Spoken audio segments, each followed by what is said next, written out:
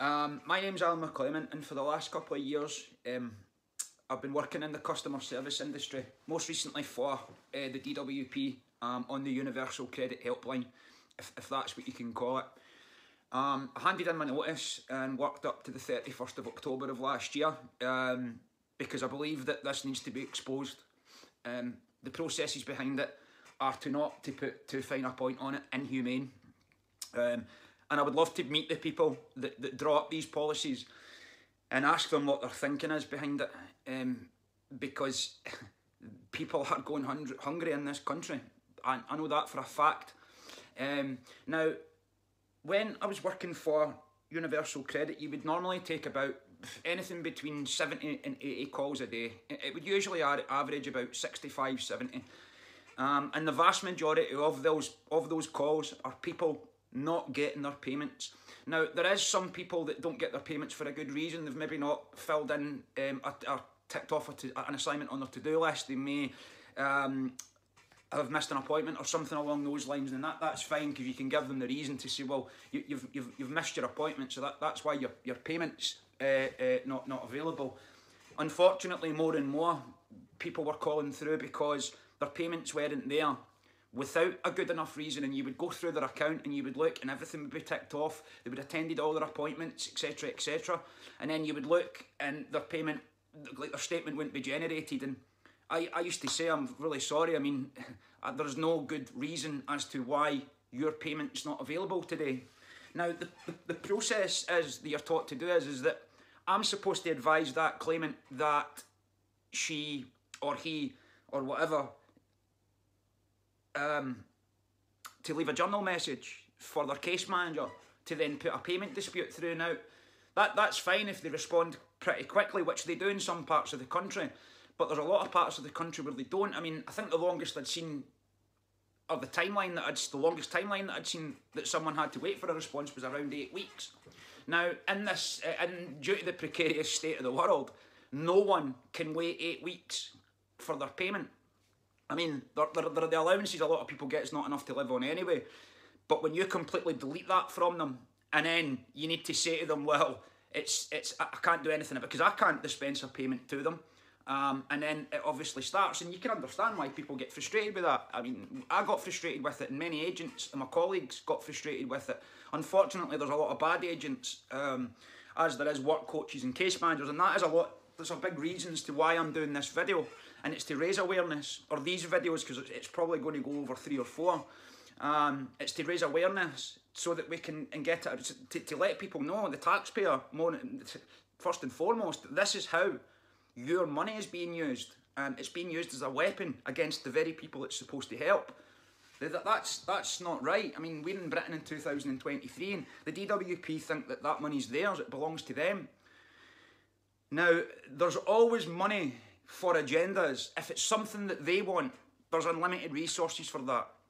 If it's something that people need, there's not enough resources, because all the other resources has been spread amongst their agenda, not ours.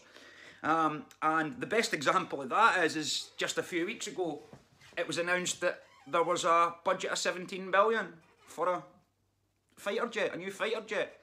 So we've got a budget of 17 billion for a new fighter jet, and yet when someone doesn't get a payment through no fault of their own, we can't then give them a crisis loan, because they've done away with crisis loans a couple of years ago. Again, it was all in anticipation, because they knew this was coming. They knew this migration was coming from all the other benefits to Universal Credit. Now, this is all what's in the Agenda 21 document. If you haven't heard the Agenda 21, I suggest you look at it, or Agenda 2030, it's sometimes known, because it has been agreed in all our names. The amount of people I've asked that and they've never heard it, it's staggering.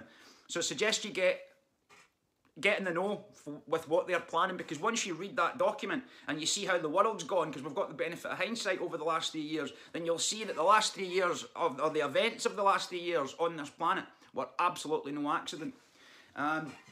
And this benefit system connects into that, because what they're trying to do is they're trying to bring in what's known as a dystopian society. It's a society that's based on fear, jealousy, anger. I mean, we're practically in it just now. There's a lot of that just now.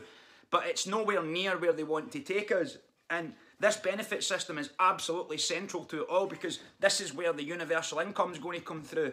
This benefit system is more or less going to determine whether it's going to happen for them or not, and absolutely it's not going to happen for them, because we need to come together. Once we know that, I mean, how can you change the game if you don't know a game is being played and that you're a pawn in that game? You can't, it's absolutely impossible, and the amount of people that have rejected it over the years, they no longer reject it now, certainly in my life. And the universal income was always planned for people to be moved on to this, and I mean, I'd woken up to this stuff some 10 years ago now. I've done a lot of reading on it, and a lot of what's said was going to come to fruition, absolutely have. And when I first started telling people that it was coming, and there was they wanted everyone onto a universal income and smart cities, microchipped, all that, everything that's happening, people did, and rightly said, well, how are they going to get everyone onto one universal income? And at the time I thought, that's a really good question. How are they going? And it was a question that I didn't have an answer to. After working for them, I now know the answer to that question. As many people who have recently migrated onto universal credit will be aware of how it's being done. Now, it was by the end of 2023, everyone had to migrate across, so it didn't matter whether you were on tax credits, income support, working tax credit, child, it didn't matter. They wanted you off that and onto universal credit. Now, a lot of people had heard about the horrors of universal credit and asked the question, well, why do I need to do that? Because they wouldn't, no one wanted to. But what they did was they stopped paying housing benefit through things like income support and working tax and all the benefits I just mentioned. So for all intents and purposes, if you're on one of those benefits and you need your rent paid, then you would have no choice but to move across to universal credit, because universal credit's the only benefit that's going to pay your rent. So that's how they've got everyone to migrate across, and I would imagine it's all been done now, because the vast majority of people do need their rent paid. And this is how they do it, because they've got control, and because they think, or they've got us believing that we've got no power, it's all with them, then they've been allowed to continue with this agenda unchallenged. That is until people are reminded the power that they possess. Your power's immeasurable. As I've found out over the last few years. I mean, I was overweight. I was 21 stone at one point. I'm now down to 12, and I didn't think I could do any of those things. And it's just a change of thinking, to remember that you're better than that, and you've got power to change your life. It's only you that's got the power to change your life. And I'm going to do other videos about how I've changed my health and my thinking and what I've achieved through that, but I'm going to stick to the contents of this, and once you get these videos out of the way, I'll move on to that later. Sorry, I've lost my train of thought there. Where was I? Yeah, okay, so like I was saying, it's all part of the plan to change society. This is why COVID was kicked off in China, because China's the blueprint. If you don't know much about Chinese society, I suggest you go and look at it. I'll briefly explain their social credit system, which is basically... Right, okay, so they have credit scores for people that follow the government's way of doing things. So, for example, if I was in China and I maybe smoked cigarettes or drank alcohol or gambled or done whatever that they deem undesirable, then you would get scores knocked off your social credit score. And what that means is, it basically means that if it drops low enough, you can't go into restaurants or cinemas or cafes or transport, you can't go here, you can't go there. And that's what they want to bring here, but it actually gets worse than that. Now, even if you, like, let's say you are teetotal and you do everything that they say, and you've got your freedoms and you can do whatever you want. Let's say you started speaking to someone who's got a low social credit score. They would then drop your social credit score, and if you've done that enough, it would go to the same level as the undesired person that's within the government, and that's only because you're speaking to them.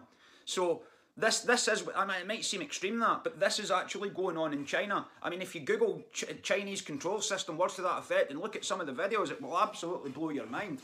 On what they're doing to children and to get them under control. It's just absolute madness, and they do want to bring that here. And I'll say it again, this benefit system is going to be central to it. Now, one of the main reasons that I wanted to do this was because the payments, there's fraud being committed here.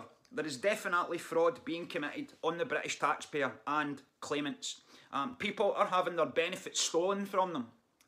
People that haven't got anything to steal. And like I mentioned before, there's no crisis loans.